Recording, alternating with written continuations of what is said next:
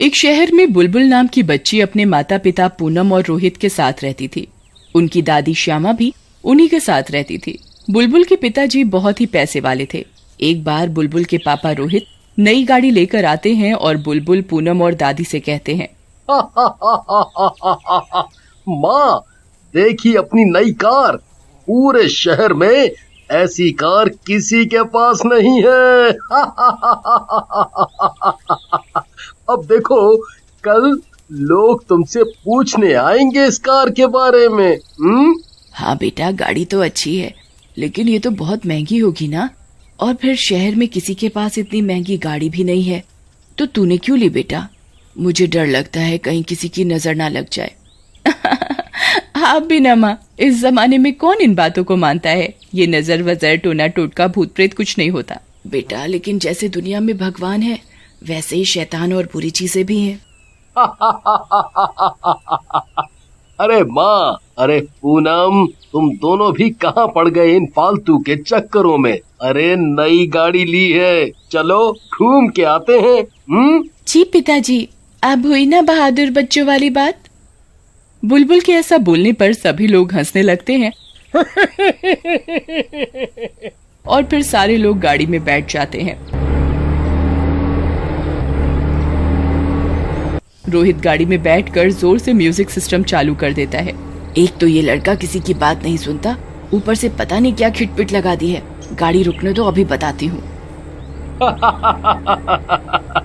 अरे माँ, ये नए जमाने का म्यूजिक है, खिटपिट नहीं है। अब तुम सब देखो, ये गाड़ी रोड पर कैसे भागती है। रोहित, जरा आराम से चलाओ गाड़ी को, बहुत तेज चला रहे हो तुम। तभी उनकी गाड़ी का टायर एकदम से फट जाता है और उनकी गाड़ी रोड पर ही पलट जाती है। इस एक्सीडेंट में रोहित और पूनम की मौत हो जाती है। फिर दादी और बुलबुल ही घर में अकेले बचते हैं। एक दिन बुलबुल अकेले बैठकर रो रही होती है, तभी दादी वहां आती है। दादी, माँ और पिताजी कहाँ चले गए? वो कभी नहीं आएंगे क्या? मरने के बाद कोई वापस नहीं आ सकता क्या? तू रो मत बेटी, वो आ जाएंगे, चिंता न कर, मैं हूं ना। फिर दादी बुलबुल को अपने पास लिटाकर सुला देती है। हे भगवान जी, तूने क्या किया? मैंने तो कभी किसी का बुरा नहीं किया, फिर मेरे बच्चों के साथ ऐसा क्यों हो रहा है? अब मैं इस छोटी सी बच्ची से कैसे कहूँ कि इसके माँ बाप मर चुके हैं, वो कभी नहीं आएंगे। भगवान तू ही कुछ मदद कर।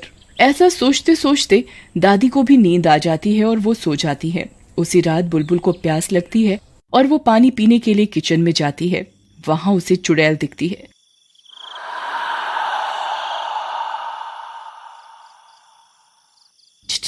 चुड़ैल, मैं तुम्हारी माँ हूँ बुलबुल, मेरे पास आओ। बुलबुल अपनी माँ को पहचान लेती है। माँ, तुम आ गई। देखा, मुझे पता था कि सब झूठ कहते थे कि तुम कभी नहीं आओगी, लेकिन मुझे पता था कि तुम जरूर वापस आओगी। ऐसा कहकर बुलबुल पूनम की आत्मा से लिपट जाती है। बेटी, मैं तो हमेशा तुम्हारे साथ रहूंगी, बस तुम ये बात किसी से भी नहीं कहना। मैं रोज तुमसे मिलने आऊंगी, और सुनो, दादी को भी मत बताना। फिर थोड़ी देर बुलबुल के साथ रहने के बाद पूनम वहां से चली जाती है और बुलबुल भी दादी के पास जाकर लेट जाती है। फिर एक दिन दो बदमाशों को उनके बारे में पता चलता है। अरे पुत्तन, सुना है अपने शहर में दादी पोती की जोड़ी रहती है, जो कि बहुत अमीर है, बहुत माल है उनके पास। हाँ रंगा भैया, सुने तो हम भी यही हैं। उस लड़की के माँ बाप का एक्सीडेंट हो गया था, वो और उसकी दादी ही जिंदा बचे थे उस एक्सीडेंट में। हुआ तो बहुत बुरा था उन बेचारों के साथ, लेकिन शायद हमारे लिए ही ये सब हुआ था कि कुछ भला हमारा भी हो सके। मैं तो कहता हूँ उस छोटी पिद्दी लड़की को उठा लेते हैं और बुढ़िया से फिरौती मांग लेंगे। बुढ़िया अपनी इकलौती बच्ची के लिए पैसा तो जरूर देगी। ऐसा कहकर रंगा और पुत्तन अपने दो और साथियों बिल्ला और कल्लू के साथ मिलकर बुलबुल को किडनैप करने की योजना। और फिर जब एक दिन बुलबुल स्कूल जा रही होती है, तब रंगा उसके पास आता है। कैसी हो बेटी? मैं आपके पापा का दोस्त हूँ। आप मिलना चाहोगे अपने पापा से? हाँ हाँ अंकल, जरूर। माँ तो फिर भी मिल जाती है आकर, लेकिन पिताजी नहीं आते। मिलवा दो मुझे अपने पापा से प्लीज। ऐसा कहकर बुलबुल उन चारों के साथ चली जाती है। फिर एक सुनसान जगह पर जाकर रंगा बुलबुल से बोलता है, बुलबुल बेटी, अंदर तुम्हारे पिताजी तुम्हारा इंतजार कर रहे हैं। जाकर के मिल लो उनसे।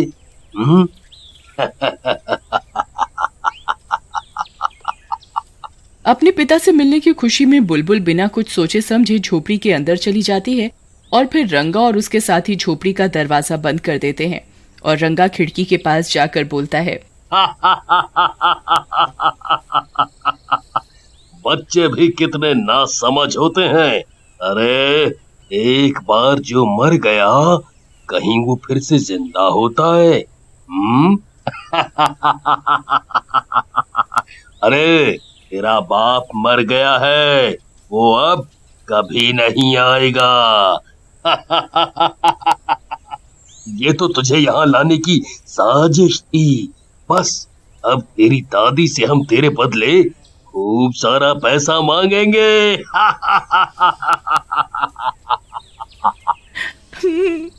अंकल आप गंदे हो। आपने झूठ बोला मुझे। जाने दो, नहीं तो मैं जोर से चिल्लाऊंगी। चिल्लाओ, जितना मर्जी चिल्लाओ, लेकिन यहाँ कोई नहीं आएगा। ऐसा कहकर वो चारों बुलबुल को बंद करके चले जाते हैं। उधर दादी बुलबुल को घर पर ना पाकर बहुत परेशान हो जाती है। हे भगवान, अब मैं अपने दोनों बच्चों को क्या जवाब दूंगी?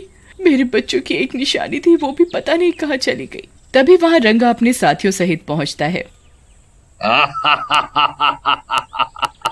बढ़िया, यूं रोने से कुछ नहीं होगा। अगर तू चाहे तो मैं तेरी पोती से तुझे मिलवा सकता हूँ। मुझे ले चलो जहाँ भी तुमने उसे रखा है। ये सब पैसे ले लो, मुझे अपनी पोती के सिवाय कुछ नहीं चाहिए। फिर रंगा दादी को भी उस जगह पर ले जाता है और फिर दादी और बुलबुल को बांध देता है और दादी से उनकी प्रॉपर्टी के पेपर पर साइन करने के लिए कहता है, चल बुढ़िया, मैंने अपना वादा पूरा किया, तुझे तेरी पोती से मिलवा दिया। अब तू भी इन पेपर पर साइन कर। दादी अपने कहे के अनुसार पेपर पर साइन कर देती है। रंगा भाई, अपना काम तो हो गया। अब ये दोनों जिंदा रहकर क्या करेंगी? मैं तो कहता हूँ इन्हें भी मार कर इनके सगे वालों के पास ही भेज दो।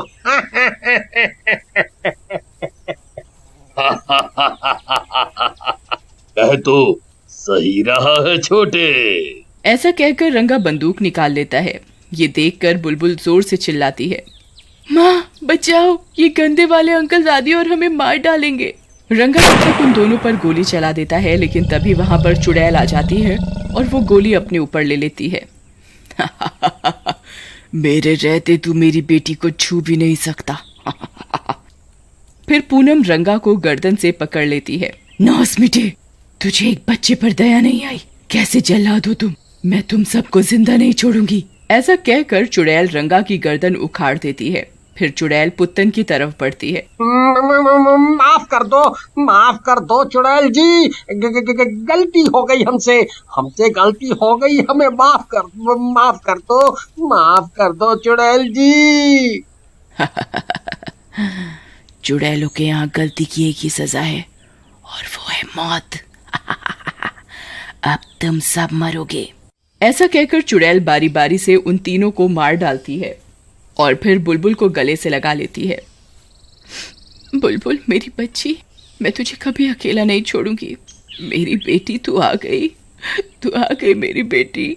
माँ, एक बेटी की पुकार उसकी माँ कैसे नहीं सुनती? मेरी बेटी रोज रो रो कर मुझे याद करती थी, बस शायद इसीलिए मैं यहाँ आ गई। अब दोनों आराम से रहो और जब भी मेरी जरूरत हो मुझे पुकार लेना। ऐसा कहकर पूनम की आत्मा वहां से गायब हो जाती है। एक समय की बात है, मोदी नगर नामक शहर में एक जूते की फैक्ट्री थी। उसमें 10-15 आदमी काम करते थे। उस फैक्ट्री का मालिक बड़ा ही कंजूस और लापरवाह था। उस फैक्ट्री में एक भोला नाम का आदमी भी काम करता था। वो बहुत ही ईमानदार और मेहनती था। एक दिन की बात है, फैक्ट्री में अचानक लाइट चली जाती है। तभी फैक्ट्री में काम कर रहे लोग कहते हैं, अरे ये अचानक लाइट कैसे चली गई? तभी दूसरा आदमी कहता है, लगता है कुछ शॉर्ट सर्किट हुआ है, चलो चलकर देखते हैं। और सभी लोग उस ओर चल देते हैं जहां शॉर्ट सर्किट हुआ था और वो देखते हैं कि बिजली की सारी तारें जल चुकी हैं। तभी लाइट चली गई है। तभी भोला कहता है, चलो इस बारे में मालिक से बात करते हैं। फैक्ट्री के सभी लोग मालिक के पास जाकर कहते हैं, मालिक, फैक्ट्री की तार खराब होने की वजह से लाइट चली गई है। ठीक है, करा दूंगा। तब तक तुम तार जोड़कर काम कर लो। ये मालिक इतना कंजूस और लापरवाह है कि तार पता नहीं कब ठीक कराएगा। इसे तो बस काम चाहिए, काम, चाहे वो कैसे भी हो। इस मालिक को तो हम लोगों की बिल्कुल भी चिंता नहीं है, चाहे हमें कुछ हो क्यों ना जाए। हाँ, बात तो बिल्कुल सही है। अब क्या किया जाए?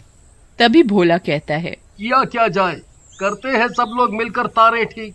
और फिर सभी लोग फैक्ट्री की जली तारें ठीक करने चले जाते हैं। और फैक्ट्री की जली हुई तारें देखकर सभी कहते हैं, इन तारों की हालत तो बहुत ही खराब है, ठीक करना मुश्किल है। हमारे बस की बात नहीं है इन्हें ठीक करना। तभी भोला कहता है, ठीक तो करना ही पड़ेगा, और कोई रास्ता भी नहीं है, नहीं तो मालिक काम से निकाल देगा। पर इन तारों को ठीक करना बहुत बड़ा खतरा मोल लेना है। कौन रिस्क लेगा इसे ठीक करने का? मैं ठीक करूंगा इन तारों को। देखते ही देखते भोला बिना किसी का इंतजार किए हुए तार ठीक करने लग जाता है। तार ठीक करते करते तारों में चिंगारी लग जाती है और भोला को करंट लग जाता है। तेज करंट के कारण भोला की उसी समय मौत हो जाती है और वो भूत बन जाता है। भोला को करंट लगता देख फैक्ट्री के सारे मजदूर बहुत घबरा जाते हैं और जोरों से चिल्लाने लगते हैं, कोई बचाओ भोला को, कोई बचाओ भोला को, भोला को करंट लग गया है, भोला मर जाएगा। पर मजदूरों को क्या पता था कि भोला की तो उसी समय करंट लगने के साथ ही मौत हो गई थी। फैक्ट्री के मालिक की एक गलती के कारण आज भोला की जान चली गई। भोला के तो बच्चे भी बहुत छोटे छोटे हैं। ये तो अपने काम में ईमानदारी दिखाकर फैक्ट्री का भला करने चला था, पर इसकी तो मौत हो गई। सही कहा, आज के समय में तो भलाई का जमाना ही नहीं है। अब इसके बीवी बच्चों का क्या होगा? अरे कुछ नहीं हुआ, तुम सब काम पर ध्यान दो। ऐसे तो फैक्ट्री में कुछ ना कुछ लगा ही रहता है। तुम सब जाकर अपना काम करो, अगर तुम्हें अपनी नौकरी प्यारी है तो। मालिक सब मजदूरों को डांट कर भगा देता है और भोला की पत्नी को 5,000 रुपए दे देता है। भोला की मौत के बाद फैक्ट्री के मालिक को अजीब से वाकये महसूस होते हैं। एक दिन मालिक फैक्ट्री से काम खत्म करके अपने घर जा रहा होता है। तभी बीच रास्ते में उसकी गाड़ी खराब हो जाती है। मालिक गाड़ी से नीचे उतर कर देखता है, अरे इस गाड़ी में पेट्रोल खत्म हो गया। मुझे ये समझ नहीं आ रहा। ऐसा हुआ तो हुआ कैसे? मैंने तो आज ही सुबह गाड़ी में फुल पेट्रोल भरवाया था, तो आखिर ये पेट्रोल गया तो गया कहाँ? मालिक की गाड़ी में पेट्रोल खत्म होने के कारण मालिक ऑटो को रोकता है। अरे भैया रुको, अरे भाई रुको। जी भाई साहब, आपको किधर जाना है? अरे भैया, मेरी गाड़ी बीच रास्ते में खराब हो गई है। पता नहीं गाड़ी का पेट्रोल कहाँ चला गया। आप मुझे मेरे घर छोड़ दो। मालिक ऑटो ड्राइवर को अपने घर का पता बताता है और ड्राइवर उधर जाने के लिए तैयार हो जाता है। मालिक ऑटो में बैठ जाता है और उसे कुछ अजीब सा महसूस होने लगता है। मालिक को ऑटो के शीशे में भोला की छवि दिखाई देती है। मालिक भोला को देखकर बहुत बुरी तरह से डर जाता है, परंतु वो कुछ नहीं कहता और अपना घर आने का इंतजार करता है। अरे भैया, ऑटो थोड़ा जल्दी चलाओ। अरे भैया, बस मैं जल्दी ही आपको छोड़ दूंगा। कुछ ही दूर जाने के बाद मालिक आधे रास्ते में ही ऑटो वाले को ऑटो रोकने के लिए बोल देता है। अरे भैया भैया, यहीं रोक दो, मेरा घर यहीं है पास में। मैं यहाँ से पैदल चला जाऊंगा। ऑटो वाला मालिक की बात सुनकर ऑटो वहीं रोक देता है। मालिक ऑटो वाले को पैसे पकड़ाता है। ये लो भैया अपने पैसे हैं। ऑटो वाला मालिक से पैसे ले लेता है और उसे खुले पैसे वापस करने लगता है। पैसे देते समय ऑटो वाले की गर्दन पूरी घूम जाती है। ये देख मालिक और भी बुरी तरह से डर जाता है और अपने पैसे छोड़ वहाँ से भागने लगता है। अरे भूत है यहाँ, कोई बचाओ मुझे, कोई बचाओ मुझे। फैक्ट्री का मालिक भागते भागते सीधा अपने घर जाकर रुकता है और वो अपने घर का दरवाजा जोर जोर से खटखटाता है और कहता है, रामू जल्दी से दरवाजा खोलो, रामू जल्दी दरवाजा खोलो। रामू रामू तुम जल्दी से दरवाजा बंद कर दो, जल्दी से दरवाजा बंद कर दो। क्या बात है मालिक, आप इतने घबराए हुए क्यों लग रहे हो? अरे कुछ नहीं कुछ नहीं, मुझे क्या हुआ है, मैं तो बिल्कुल ठीक हूँ। तुम एक काम करो, जल्दी से मेरे लिए खाना लगा दो, मुझे नींद आ रही है, मैं आराम। और जैसे ही रामू मालिक के लिए खाना लेने जाता है तभी भोला का भूत रामू के शरीर में घुस जाता है। तभी मालिक रामू को आवाज लगाता है, अरे रामू रामू कहाँ रह गए, जल्दी खाना लाओ। तभी रामू डरावनी आवाज में कहता है, अभी आया मालिक। और रामू मालिक के लिए खाना लगाता है। रामू ये क्या, तुम सिर्फ रोटी ही लाए हो, सब्जी कहाँ है? मैं क्या खाली रोटी ही खाऊंगा? जाओ सब्जी लेकर आओ। रामू रसोई से सब्जी लेने चला जाता है। वो सब्जी लेकर आता है और मालिक को खाने के लिए देता है। तभी मालिक गुस्से से चिल्लाते हुए, ये कैसा मजाक है, सब्जी की जगह खून। नहीं मालिक, सब्जी ही है, ध्यान से देखो, मैं सब्जी ही लाया हूँ। मालिक को सब्जी की जगह खून दिखाई देता है और वो बिना खाना खाए अपने कमरे में चला जाता है। फिर उसे नींद आ जाती है। तभी थोड़ी देर बाद कमरे की लाइट चली जाती है और वो रामू को आवाज लगाता है, रामू ओ रामू जल्दी आ, देख कमरे की लाइट चली गई है। मालिक रामू को आवाज लगाता है पर रामू को भोला का भूत गहरी नींद में सुला देता है और वो मालिक के कमरे में जाता है और कहता है, क्या हुआ मालिक, दिखाई नहीं देता कि कमरे की लाइट नहीं जल रही है? जाकर देख। जी मालिक, अभी देखता हूँ। भूत मालिक से कहता है कि मालिक लाइट नहीं जल रही। रामू तुझसे एक काम ठीक से नहीं होता, हट, मैं ठीक करता हूँ लाइट। और मालिक लाइट ठीक करने लगता है। तभी मालिक को एक जोरदार करंट का झटका लगता है और मालिक चिल्लाकर कहता है, मर गया रे, कोई तो बचाओ, रामू रामू मुझे बचा, रामू मुझे बचा। तभी कमरे की लाइट अपने आप जल जाती है और मालिक के आगे एक भूत खड़ा होता है। मालिक भूत को देखकर डर जाता है और चिल्लाता है, भूत भूत भूत। तभी भूत मालिक को पकड़कर बिजली के तारों के पास ले जाता है। तभी मालिक कहता है, मुझे छोड़ दो, मुझे छोड़ दो, मुझे मत मारो, मुझे मत मारो, मुझे करंट मत लगाओ, मुझे करंट मत लगाओ। छोड़ दूं तुझे भी तो पता चले कि करंट कैसे लगता है। और भूत मालिक को करंट के झटके देने लगता है। मैं मर जाऊंगा, मैं मर जाऊंगा, मुझे करंट मत लगाओ, मुझे करंट मत लगाओ, छोड़ दो मुझे। मालिक बिजली के करंट से तड़पता और छटपटाता रहता है पर भूत उसकी एक नहीं सुनता। तभी भूत कहता है, तेरी एक गलती और लालच की वजह से इतने लोगों को तकलीफ हुई है, और तो और भोला की तो जान चली गई। मुझे माफ कर दो, मुझे माफ कर दो, अब दोबारा ऐसी गलती कभी नहीं होगी, कभी नहीं होगी। लेकिन भूत मालिक को नहीं छोड़ता, उसे वो तड़पाता रहता है और मालिक चीखता रहता है। तभी मालिक के चीखने की आवाज सुनकर रामू आ जाता है और वो भूत को देखकर उसके आगे माता की मूर्ति ला देता है।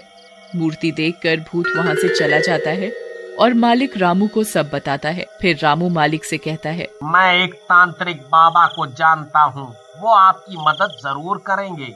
मैं कल ही आपको उनके पास लेकर जाऊंगा। ये कोई साधारण भूत नहीं है, ये एक शक्तिशाली भूत है।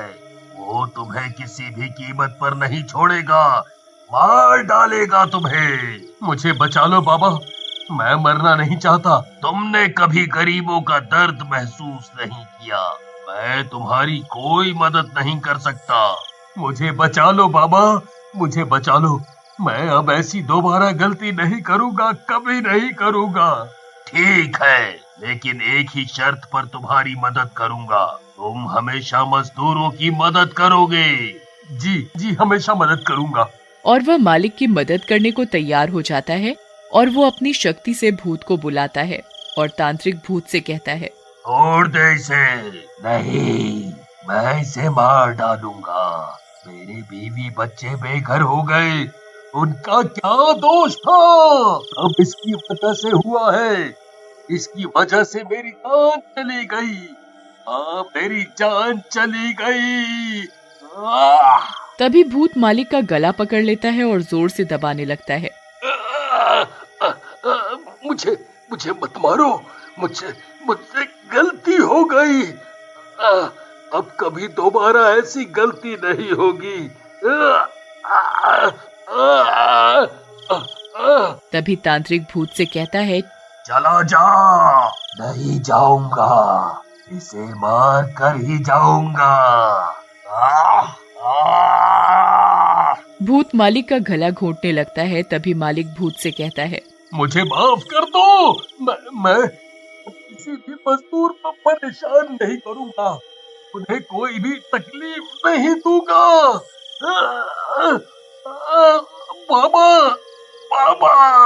लेकिन भूत मालिक की एक नहीं सुनता और उसका गला घोंटने लगता है। तभी तांत्रिक अपनी थैली से भभूत निकालकर भूत के ऊपर मंत्र पढ़कर डाल देता है और भूत चिल्लाने लगता है, मुझे मुझे मत मारो, मुझे मत मारो। मेरा मेरा शरीर जल रहा है, मत मारो। और ये कहते कहते भूत जलकर भस्म हो जाता है और मालिक भी सुधर जाता है।